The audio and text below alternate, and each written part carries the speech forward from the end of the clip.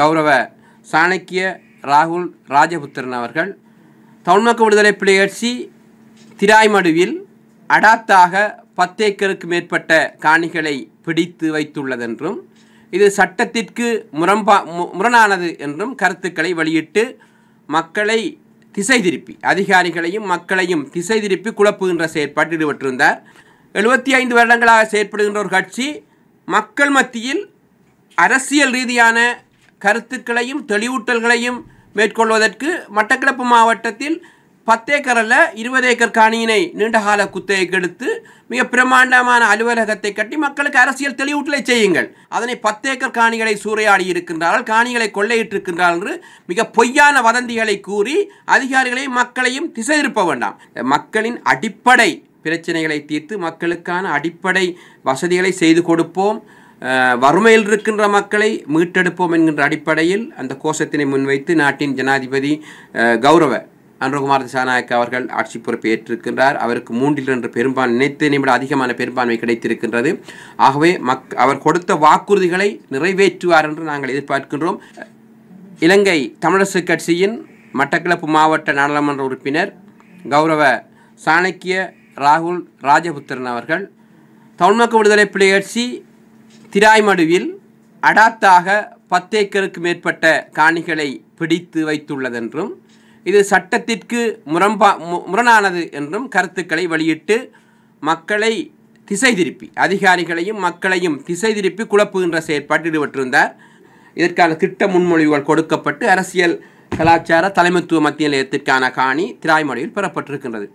75 வருடங்களாக செயற்படுகின்ற ஒரு கட்சி மக்கள் மத்தியில் அரசியல் ரீதியான கருத்துக்களையும் தெளிவூட்டல்களையும் மேற்கொள்வதற்கு மட்டக்களப்பு மாவட்டத்தில் 10 ஏக்கர் அல்ல 20 ஏக்கர் காணியினை நீண்டகால குத்தகைக்கு எடுத்து மிக பிரமாண்டமான அலுவலகத்தை கட்டி மக்களுக்கு அரசியல் தெளிவூட்டலை செய்யுங்கள்.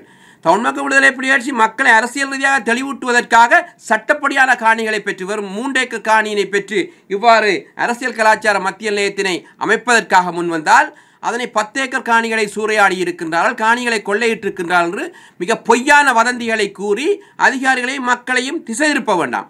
மக்களுக்கு ஏதாவது நல்ல விடயத்தை செய்யுங்கள். தமிழ் மக்கள் விடுதலை புலிகள் அரசியல் கலாச்சார மத்திய நிலையம் அமைத்த பிற்பாடு எல்லா அரசியல் கட்சியின் உறுப்பினர்களும் வந்து அங்கே இருக்கின்ற நூலகத்தை பயன்படுத்தலாம், அங்கே இருக்கின்ற மண்டபத்தை பயன்படுத்தலாம். முடிந்தால் திரு சாணக்கிய ராகுல் ராஜபுத்திரன் அவர்களும் வந்து செல்லலாம்.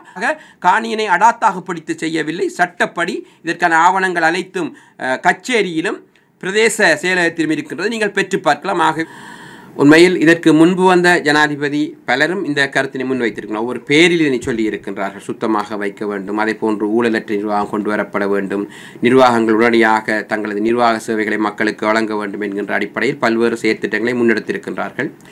அந்த அடிப்படையில் இவ்வாறான திட்டங்கள் முன்னெடுக்கப்பட வேண்டும். இதற்காகத்தான் மக்கள் ஆணை வழங்கியிருந்தார்கள். சிறந்த முறையில் அந்த செயற்திட்டங்களை முன்னெடுப்பார். நாட்டில் உங்களுக்கு தெரியும் என்று பொருளாதார ரீதியாக பல்வேறு நெருக்கடிகளுக்கு மத்தியில் மக்கள் முகம் கொடுத்து கொண்டிருக்கின்றார்கள்.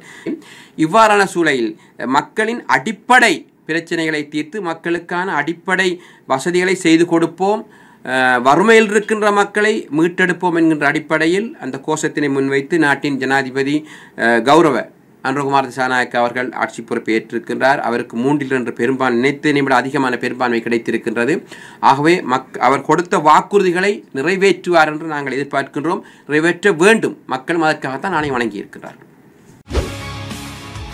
செய்திகளை உடனுக்குடன் தெரிந்து கொள்ள உடனே சப்ஸ்கிரைப் பண்ணுங்க.